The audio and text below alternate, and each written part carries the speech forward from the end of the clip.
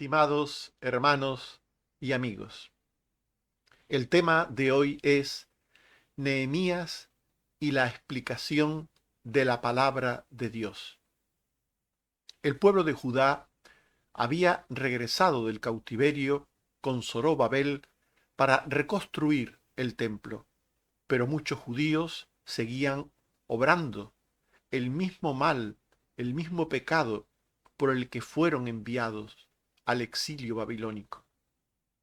Con la primera oposición recibida de los enemigos samaritanos, los judíos dejaron de inmediato de edificar el templo y se dedicaron a sus cosas, sin mostrar interés alguno por las cosas de Dios, sino por las propias. Fue con los profetas Ageo y Zacarías que se movilizaron a volver a la obra y a acabar la reconstrucción del templo. Pero cuando Nehemías regresó a Judá años más tarde para reconstruir el muro de Jerusalén, aún persistían las malas actitudes pecaminosas en el pueblo de Judá. Una de ellas era la conducta de los ricos sobre los pobres, como vimos en el estudio anterior. Con usura les arrebataban no solo sus bienes, sino su libertad y sus vidas. Nehemías debía reprenderlos y exigirles una conducta misericordiosa hacia los pobres, la que debía esperarse de personas que habían recibido la gracia y la misericordia de Dios de forma abundante. En esta ocasión obedecieron, pero seguirían haciéndolo en el futuro en todas las cosas. Era evidente que necesitaban un remedio que los llevase a conocer el pecado, a aborrecerlo y a abandonarlo. Y ese remedio debía al mismo tiempo llenarles de fe, que produjese obediencia libre, voluntaria, pero también permanente en todas las áreas de la vida. Nehemías entendió que la palabra de Dios debe ser expuesta periódicamente ante el pueblo de Dios, debidamente congregado. La congregación del pueblo de Dios debe disponer de un lugar y medios adecuados para que se realice la enseñanza de la palabra de Dios. Cuando hablamos de un lugar y medios adecuados, estamos hablando no solo adecuados desde el punto de vista técnico, sino desde el punto de vista espiritual, un lugar que sirva para el propósito para el cual es destinado, sino también un lugar que sea digno de aquel a quien se da culto, a quien se honra, cuya palabra se escucha. Un lugar, en definitiva, en el que el temor a Dios, en el que la fe puede estar presente. La palabra de Dios debe ser expuesta periódicamente, para lo cual es necesario la congregación del pueblo de Dios. El pueblo de Dios debe congregarse en un lugar y con unos medios adecuados para que la palabra pueda ser enseñada también de forma adecuada. El texto nos habla de cosas que en aquel tiempo, hace muchos años, formaban parte del mobiliario escogido para enseñar la palabra de Dios. Se nos dice en el texto bíblico, Nehemías 8, 4 al 5, y el escriba Esdras estaba sobre un púlpito de madera que habían hecho para ello. Abrió pues Esdras el libro a ojos de todo el pueblo, porque estaba más alto que todo el pueblo, y cuando lo abrió todo el pueblo estuvo atento. Esto que se nos dice aquí que durante muchos años el pueblo de Dios ha observado, y aún hoy se observa, gracias a Dios, en muchos lugares del mundo, esto que se dice aquí ha sido abandonado por un sector muy importante de la iglesia. Esto que dice el texto de un púlpito de madera, cuya misión es situar en alto al que habla en nombre de Dios, para que todos puedan verle, atenderle y escucharle, esto ha sido abandonado por una parte importante del pueblo de Dios. El púlpito parece que a muchos les parece un objeto antiguo, un objeto innecesario, y en muchas iglesias ya no hay púlpito, no existe tal cosa como un púlpito. Hubo un tiempo en que todas las iglesias tenían púlpito, independientemente de las denominaciones a que estas iglesias pertenecieran, todas tenían púlpito. Un púlpito de madera, como dice aquí el texto. Y lo importante de este texto es ver que esta costumbre cristiana tiene sus antecedentes en la misma Biblia, no es una invención humana. El púlpito como un lugar solemne para que el maestro esté en una posición que pueda ser visto y oído y donde la palabra pueda ser explicada y desarrollada, es algo bíblico. Tenemos por tanto que defender que en las iglesias existan púlpitos, púlpitos, donde la palabra de Dios pueda ser expuesta. Y aquellos que comenzaron a estudiar la palabra pusieron un púlpito de madera como lugar donde exponer esa palabra. También la congregación debe disponer de una o varias personas con capacidad para enseñar la palabra de Dios y enseñarla bien, obviamente. De nada sirve un púlpito si en el púlpito se cuentan mentiras, se cuentan anécdotas, se cuentan eh, cuestiones humanas, enseñanzas de hombre. El púlpito solamente es el medio, es el envase, el vaso donde se va a servir el contenido, lo importante que es la palabra de Dios. Nos dice Nehemías 8, 2 y 7, y el sacerdote Esdras trajo la ley delante de la congregación, así de hombres como de mujeres, y de todos los que podían entender, el primer día del mes séptimo. Y los levitas Jesúa, Bani, Serebías, Jamín, Acub, Sabetai, Odías, Maasías, Keelita, Azarías, Josabet, Anán y Pelaía hacían entender al pueblo la ley.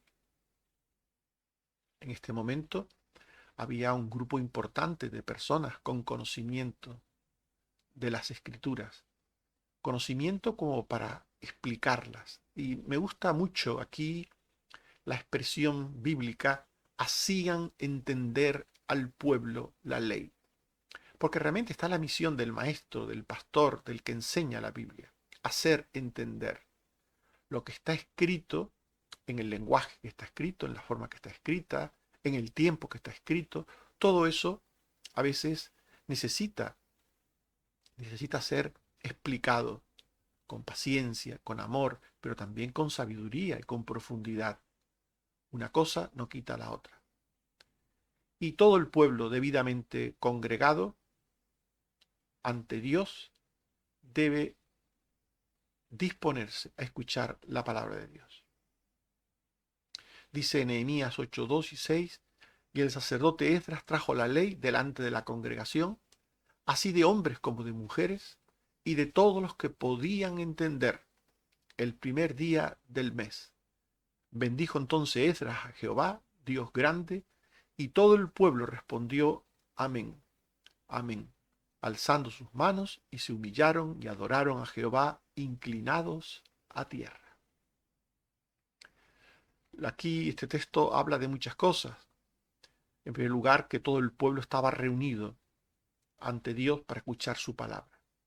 En segundo lugar, que hombres y mujeres y los que podían entender, para hablar de niños o jóvenes con capacidad de entender o de mayores con capacidad de entender, todos, hombres, mujeres, niños, adultos, ancianos, todos los que podían entender estaban juntos.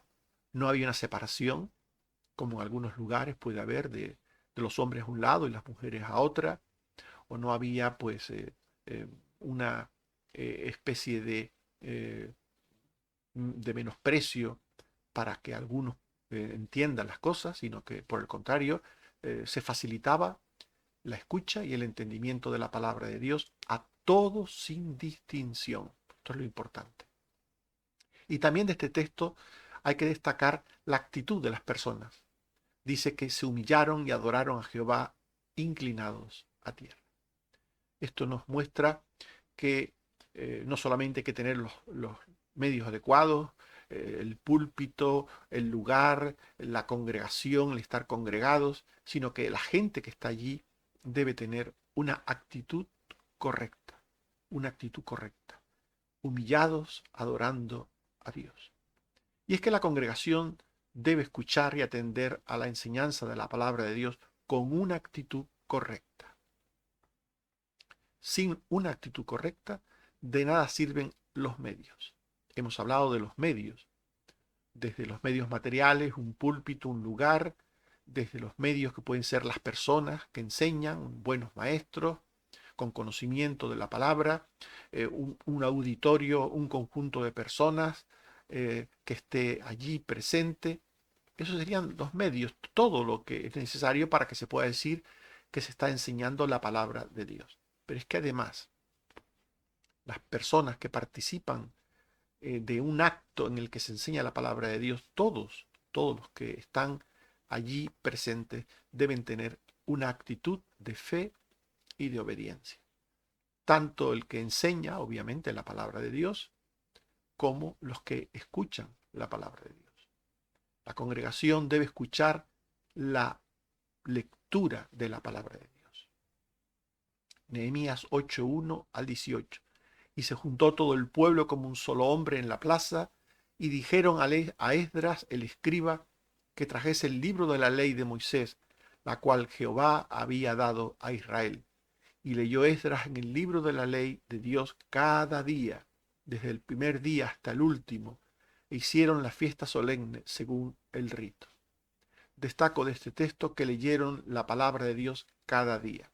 No significa que tengamos que reunirnos cada día de la semana, sino lo que significa es que cada día que nos reunamos, el día que sea, o podamos reunirnos, porque lógicamente tenemos nuestros trabajos, nuestras vidas, y no podemos reunirnos todos los días, como mínimo deberíamos los cristianos reunirnos el día del Señor, el primer día de la semana, el domingo, como mínimo. Pero además las iglesias por lo general han provisto un día entre semana. En nuestra iglesia, por ejemplo, es el jueves, para que las personas puedan alimentar su alma. Y además del domingo cuenten con otro momento, otro tiempo para dedicar a Dios y para que Dios les dé instrucción, les dé alimento para el alma. Y lo importante es que cada día de santa convocación, de reunión, se lea la palabra de Dios. No puede ser que el pueblo de Dios se reúna para otra cosa que leer la palabra de Dios y meditar en la palabra de Dios. No puede ser. No puede ser que el pueblo de Dios se reúna para escuchar testimonios humanos, opiniones subjetivas de personas sobre cosas que les han pasado, entendidas por ellas mismas a su manera y explicadas también por ellas mismas a su manera. Lo que a una persona le haya sucedido puede estar bien para comentarlo en un contexto de- de estar en un rato de comunión fraternal entre personas y comentar ese tipo de cosas. Pero en el culto, en el tiempo en el que se reúne o se congrega el pueblo ante Dios, Solo su palabra debe ser leída y debe ser explicada y debe ser entendida y debe ser creída y debe ser obedecida. Solo la palabra de Dios. Por eso dice el texto que se leyó en el libro de la ley de Dios cada día. Y la congregación debe escuchar atentamente la explicación correcta de la palabra de Dios. Escuchar atentamente. Escuchar atentamente es algo muy importante, muy importante. Nehemías 8:3. Y leyó en el libro delante de la plaza que está delante de la puerta de las aguas, desde el alba hasta el mediodía, en presencia de hombres y mujeres y de todos los que podían entender, y los oídos de todo el pueblo estaban atentos al libro de la ley. Y en Hechos 8:6 dice que la gente escuchaba atentamente las cosas que decían Felipe oyendo. Es necesario atender cuando la palabra de Dios es explicada. Es necesario atender con interés, con una actitud de escucha que está centrada en lo que se está hablando, que procura comprender lo que se está hablando, que procura discernir lo que se está hablando. Es necesario. Tito 1:7 y 9 y 14, 2:1 y 15. Es necesario que el obispo sea administrador de Dios, retenedor de la palabra fiel tal como ha sido enseñada, para que también pueda exhortar con sana enseñanza y convencer a los que contradicen, no atendiendo a fábulas judaicas ni a mandamientos de hombres que se apartan de la verdad. Habla lo que está de acuerdo con la sana doctrina. Esto habla, exhorta y reprende con toda autoridad. El pueblo debe atender y el que enseña debe ser un administrador de la palabra de Dios. Y el texto explica, tal y como ha sido enseñada. El texto bíblico no es la excusa para apoyarse y después decir lo que uno quiera, que así lo entienden muchos. Se lee un texto bíblico, muchas veces descontextualizado del texto en el que está y del contexto bíblico general, para después lanzar eh, opiniones personales, incluso mezclar política con las cosas de Dios o ideas personales, prejuicios con las cosas de Dios.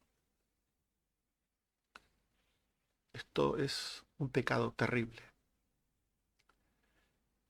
El siervo de Dios es un administrador de la palabra de Dios. Él tiene que retenerla fielmente y enseñarla fielmente, tal y como ha sido enseñada. Con sana enseñanza, para convencer, dice el texto, para convencer. Se trata de convencer. No se trata de obligar, sino de convencer. Esta es la forma en que el reino de la luz lucha contra el reino de las tinieblas, convenciendo, no con armas carnales, de la fuerza, del autoritarismo, sino con las fuerzas espirituales de Dios, con el bien y la justicia, convenciendo, derribando argumentos, derribando fortalezas de opiniones humanas.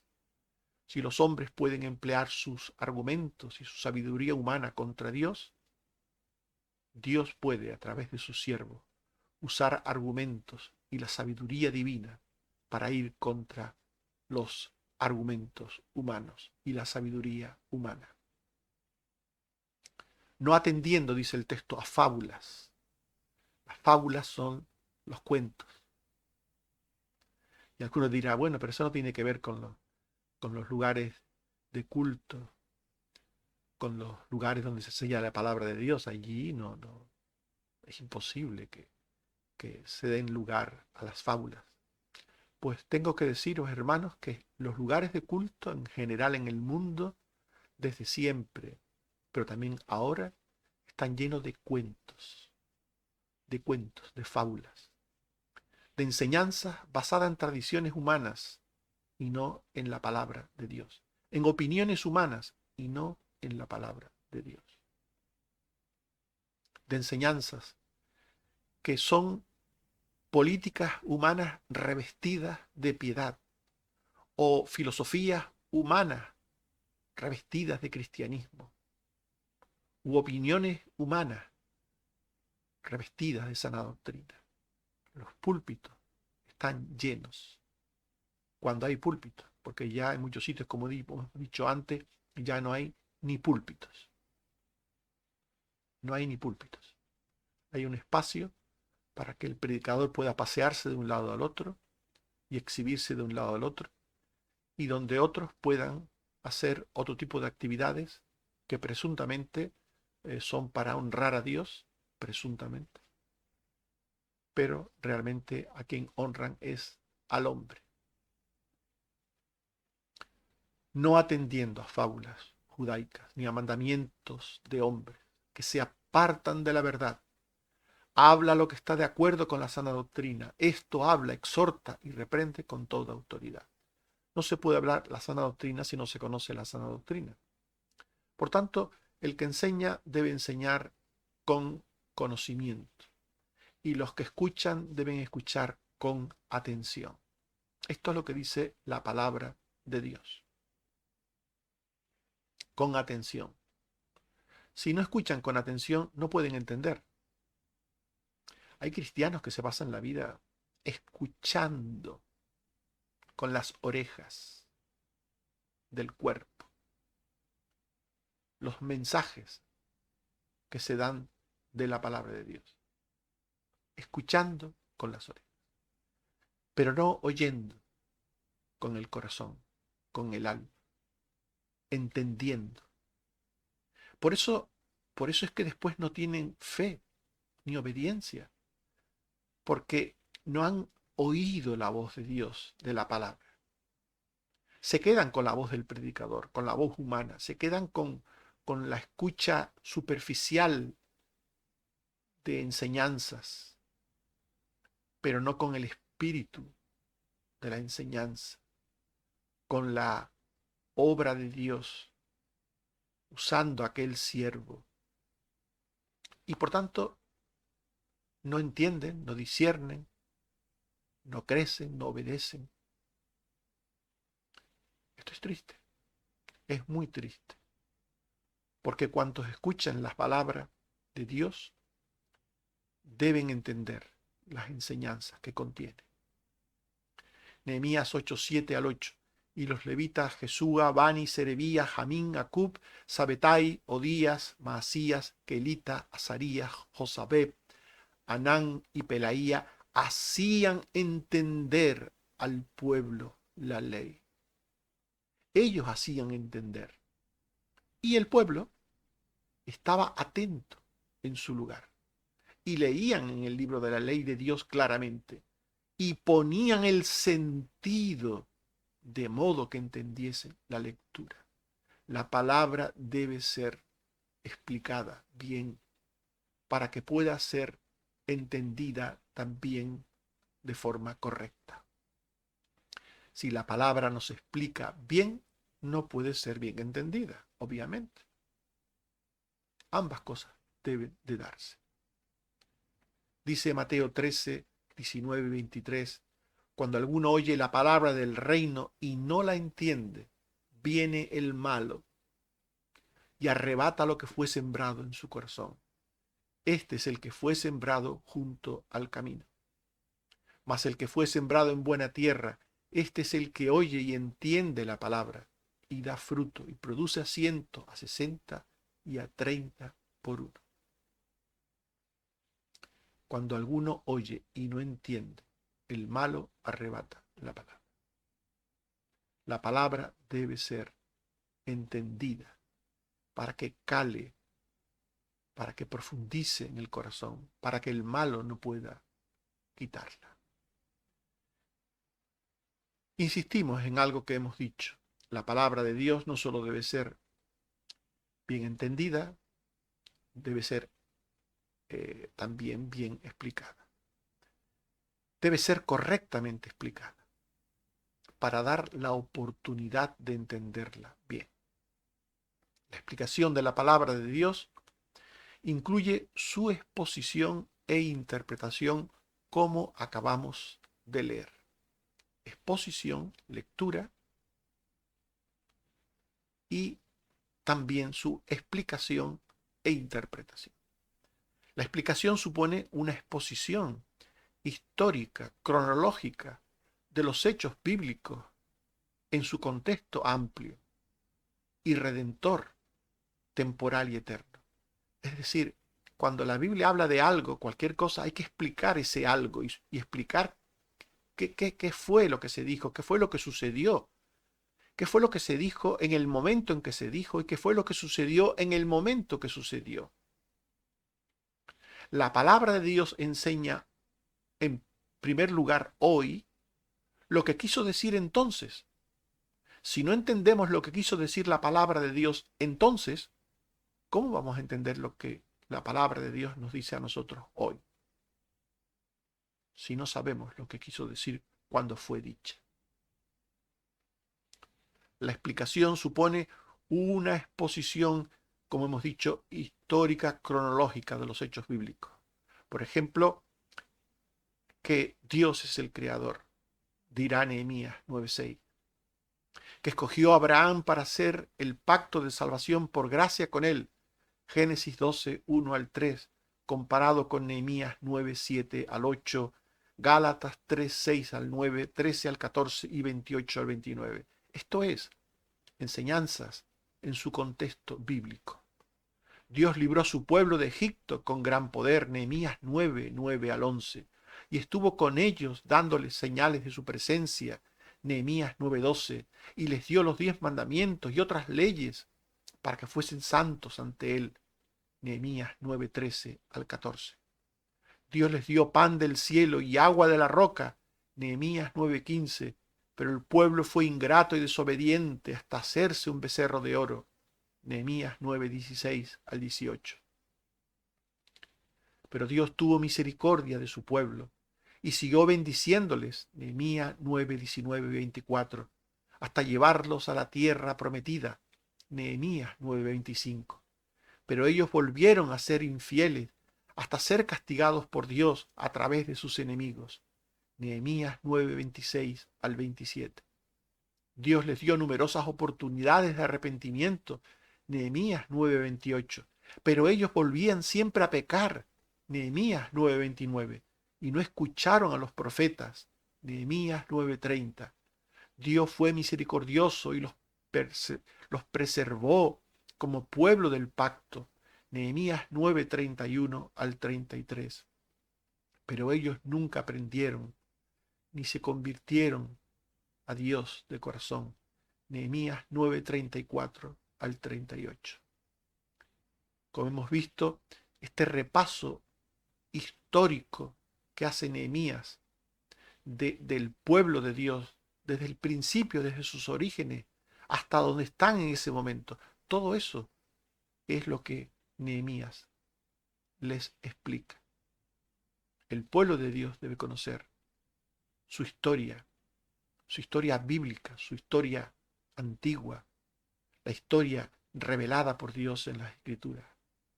Debe saber qué pasó, debe conocer el relato bíblico sobre la creación, sobre el llamamiento de su pueblo, sobre cómo éste recibió promesas, todas esas cosas que hemos visto que hizo Nehemías con su pueblo. El creyente en cualquier momento de la historia debe conocerlo. Y la explicación implica transmitir ese conocimiento.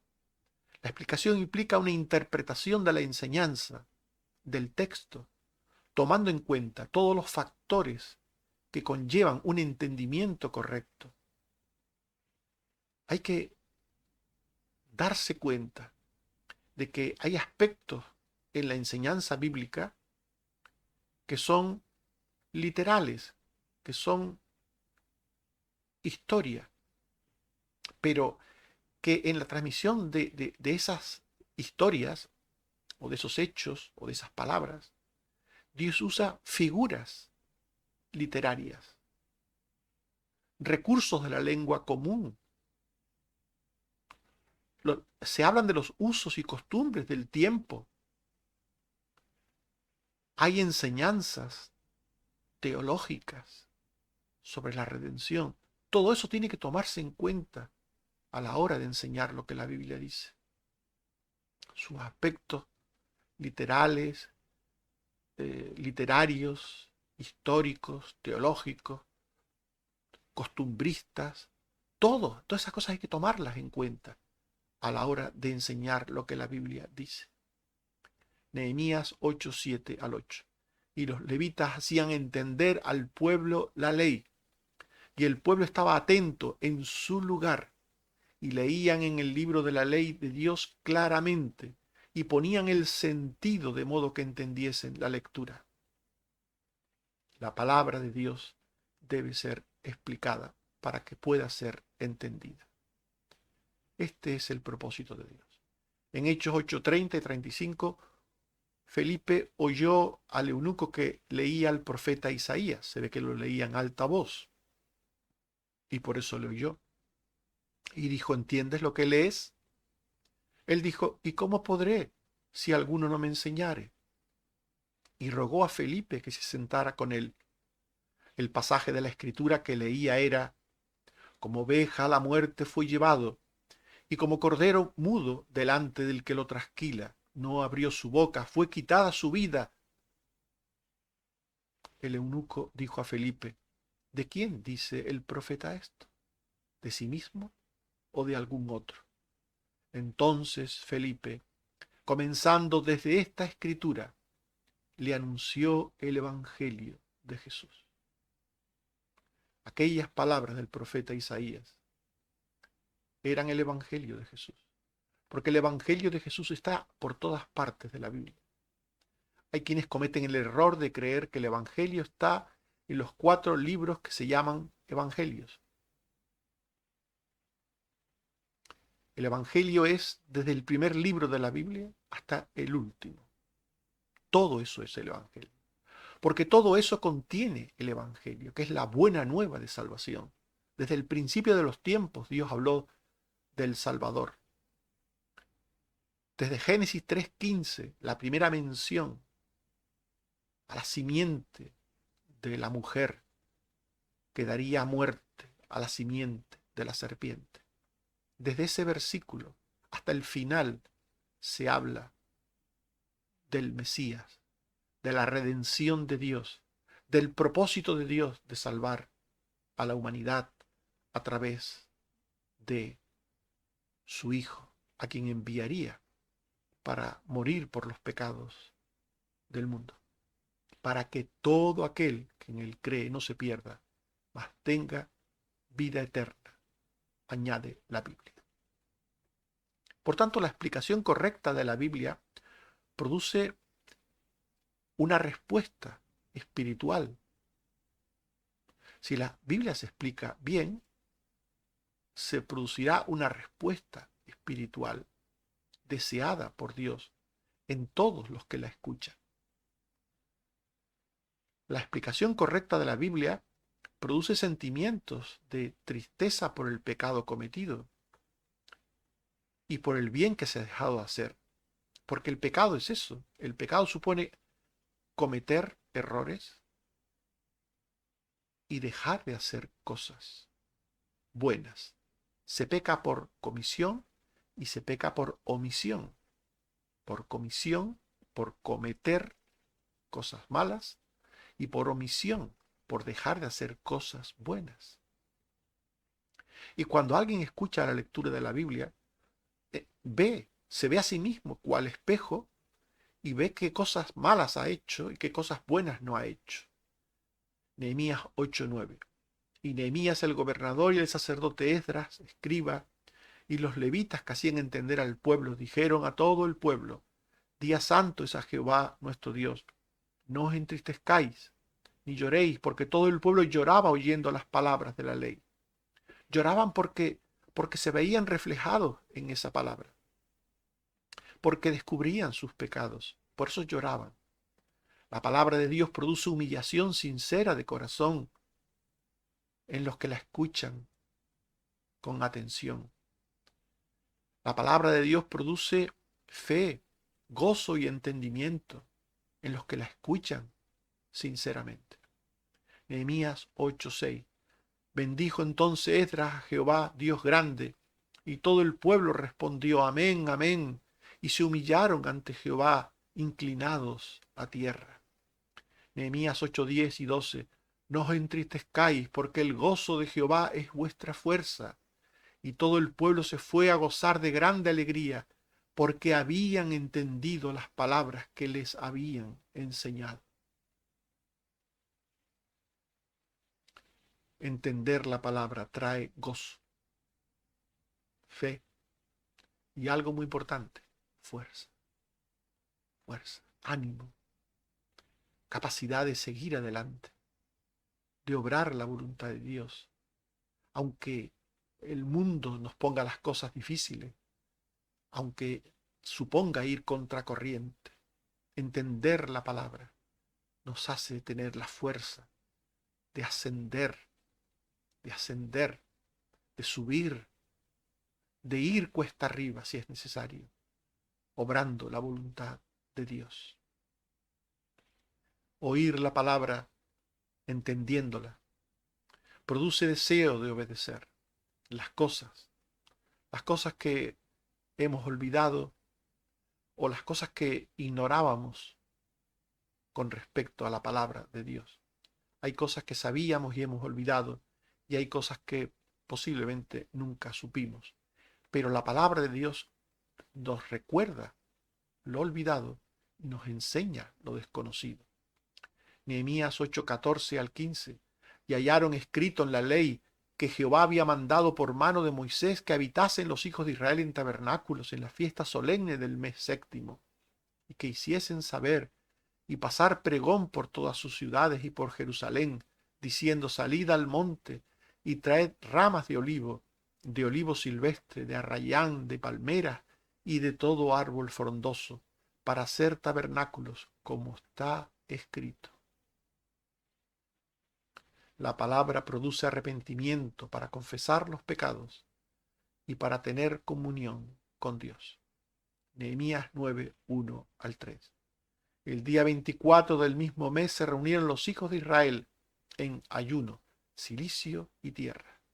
Y ya se había apartado la descendencia de Israel y de todos los extranjeros, y confesaron sus pecados y las iniquidades de sus padres, y puestos de pie en su lugar, leyeron el libro de la ley de Jehová su Dios, la cuarta parte del día, y la cuarta parte confesaron sus pecados y adoraron a Jehová su Dios. El arrepentimiento lleva a la confesión de pecados, y la confesión de pecados lleva a la comunión con Dios. Una cosa lleva a la otra. Todo esto produce la escucha atenta y comprensiva de la palabra de Dios. De ahí la importancia de explicar bien la palabra de Dios. Estimados hermanos y amigos, hemos hablado de Nehemías y la explicación de la palabra de Dios. Y hemos dicho que la palabra de Dios debe ser expuesta periódicamente ante el pueblo de Dios, debidamente congregado. La congregación debe disponer de un lugar y medios adecuados, solemnes, para que se realicen la enseñanza de la palabra y de maestros que la expliquen bien. La congregación, para escuchar la palabra, debe ser siempre con una actitud de fe y de obediencia.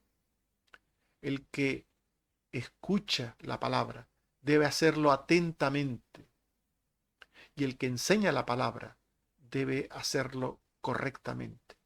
Cuando se junta una actitud atenta con una enseñanza correcta, la palabra es entendida. La palabra de Dios debe ser correctamente explicada para dar la oportunidad de entenderla bien. La explicación de la palabra de Dios incluye su recta exposición e interpretación dentro de su contexto histórico, literario, gramatical y teológico. La explicación correcta de la Biblia produce sentimientos de tristeza por el pecado, para humillación y arrepentimiento. La palabra bien explicada produce gozo. La palabra bien entendida lleva al gozo y lleva a la fe. En 1 Tesalonicenses 2, 12 al 13 dice el apóstol Pablo: os encargábamos que anduvieseis como es digno de Dios, por lo cual damos gracias a Dios de que cuando recibisteis la palabra de Dios que oísteis de nosotros, la recibisteis no como palabra de hombres, sino según es en verdad la palabra de Dios, la cual actúa en vosotros los creyentes. Que Dios nos ayude a tener la actitud correcta de escucha y de exposición de la palabra de Dios. Amén. Oremos. Señor, te damos gracias por tu palabra. Ayúdanos a tenerla en alta estima. Siempre que la oigamos, que lo hagamos con fe, con atención, con temor, con temblor, con interés. Y siempre que la expongamos, también con la misma actitud. Ayúdanos, Señor, a tratar tu palabra con el respeto, con la sabiduría, con la actitud que tú quieres y esperas de nosotros. Ayúdanos, Señor, a aprovechar cada día de nuestra vida que nos permites, que nos das oportunidad de exponer tu palabra y de escuchar tu palabra. Danos esa gracia, Señor. Te sigo suplicando por los enfermos, que tengas misericordia por todos y cada uno, y también, Señor, por las personas que te necesitan por otras razones. Pon tu mano poderosa en todos y cada uno de tus hijos. Te lo suplico por Jesucristo tu Hijo. Amén. Que el Señor nos bendiga a todos.